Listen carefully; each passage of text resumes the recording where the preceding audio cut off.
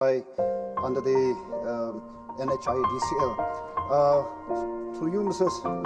Chairperson, I would like to request the concerned minister to consider paying compensation to the farmers, then the homestay operators, store operators, whose livelihood have been greatly affected due to the unmindful dumping of debris along the streams, and this has affected the paddy fields. It has affected the water source of many people who have been living through depending on resources.